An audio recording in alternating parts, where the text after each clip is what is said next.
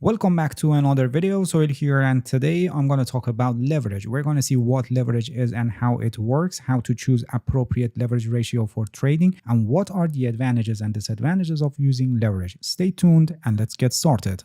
Whether you're a beginner or an experienced trader, definitely you have already encountered the concept of leverage in one way or another. In the most basic definition, leverage is the amount of trading fund that your broker is willing to lend. So using leverage is actually the act of borrowing fund from your broker to trade or invest in an asset or market in the hope of making a larger profit. For example, by the help of leverage, you can trade on Apple stocks worth of $1,000 with only $200. You actually borrow $800 from your broker. Or in another example, you can trade on Bitcoin worth of $10,000 with only $1,000. You borrow $9,000 from your broker or exchange. So you can see that with leverage, you can get larger exposure to the market than the amount you deposited to your trading account. And this helps you to magnify your profits, but at the same time, magnifying your losses, which I'll explain more about this later. Now you may wonder how you can borrow. What's the limit? The total amount of leverage that you can use is not a constant figure, and it totally depends on your broker that how much leverage it provides for traders, and it may depend on the size of your trading account, the size of the position you want to open, your credit, the market and the asset that you want to trade, and some other factors. The amount of the leverage that is offered is most commonly represented as a ratio. For example, a leverage of 100 to 1 means that with $1 you can open a position up to $100. In other words, you can open positions up to 100 times greater than the amount that you deposited in your trading account. The leverage ratio is also shown like 5x, 20x, 100x, which is more commonly used in crypto market, and it has the same meaning. Now let me explain how this works. Leverage works by using a deposit, which is called margin. In fact, you put down a fraction of the full value of your trade, which is called margin, and your broker puts the rest. So the margin is the amount that you need to provide based on the leverage ratio that you choose. For example, with leverage ratio of 10 to 1, if you want to buy one Bitcoin at $30,000, you need to put $3,000 and your exchange or broker put the rest for you. So you can actually buy one Bitcoin worth of $30,000 with only $3,000. And please pay attention that although you're only paying a small percentage of the full value, both of your profit or loss will be calculated based on the full position size, not your margin amount that you put for the position. So if the market is moving in the favor of your position, you will enjoy magnified profit based on the full position size. But on the other hand, if the market is going against your position, you will suffer from a magnified loss too. Your loss will be calculated based on the full position size. That is why leverage is called double-edged sword, because it can have both of favorable and unfavorable consequences. Alright, now you may ask what leverage ratio is the best or how it should be chosen. Choosing a leverage ratio depends on many factors like balance of your account, the margin required, free margin that is available in your trading account, your account level, that some brokers may have different offers for different levels, and also other related concepts like margin call and stop out. It's highly recommended that you should never use maximum available leverage or high leverages, because those high leverages are for professionals to show flexibility when they need it. It's not for beginners and ordinary traders. You should always choose a conservative amount of leverage in the normal course of trading. Most of successful and profitable traders use leverages up to 5 to 1 at maximum, and they rarely go higher than this level, and on average they stay around 3 to 1. Leverage is an important risk factor in your trading that directly impacts your success. Actually, over leveraging is one of the most common reasons that beginners fail. Just look at this table to see how it affects your trading account. You can see that with leverage of 100 to 1, with only 1% change in the price of the asset, we will have 100% change in our trading account. If the price change is in our favor, we will have 100% profit, and if the price change is against our position, we will have 100% loss in our account. Actually, the account will go to zero with only 1% change in the price of the asset. Or with 50 to 1 leverage, with only 1% change in the price, we will have 50% change in our trading account. And you can see as we move to lower leverages, the risk also decreases. For example, for the leverage of 5 to 1, 1% change in the price will result 5% change in our account, or or for the leverage of 3 to 1, it will be 3%. And please pay attention that when you lose part of your account, gaining the required profit to cover your loss increases as the loss is higher. For example, in this table, you can see that for 10% loss from the starting balance, you need 11.11% to cover the loss. But as the loss increases, the required profit to cover the loss increases significantly. For example, for 50% loss, you need 100% profit to cover the loss. For 90% loss, you need 900% profit to cover the loss. Now you can see that if you lose considerable part of your trading account because of choosing high leverage, then the profit that you need to cover the loss and just to turn back to your starting point is very high, and it really demands hard work. So always maintain low levels of leverage, not more than 5 to 1 as I mentioned earlier, and choosing the leverage in this range depends on the condition of the market, the volatility of the asset, and the condition of the specific position that you're opening. As I said, most of successful and profitable traders rarely go higher than 5 to 1, and on average they stay around 3 to 1. Then you must always use stop loss to reduce the risk and protect your capital, because the market can go against your position no matter how master you are in technical analysis and trading. And you must set your stop loss as a part of a risk management strategy to properly deal with the risk. There is a risk management strategy that is called 1% rule. I have a complete guide on this. The link is also placed in the description of this video, and I highly recommend you to watch it because risk management is the most important factor for being successful in trading. Alright, that's it. Thank you for watching this video. If you have any questions, feel free to ask and leave a comment for me. I'll answer your questions as soon as possible. If you haven't subscribed to my channel, please subscribe and hit the bell so you get the notifications of my new videos. See you guys in next video, and good luck with your trading.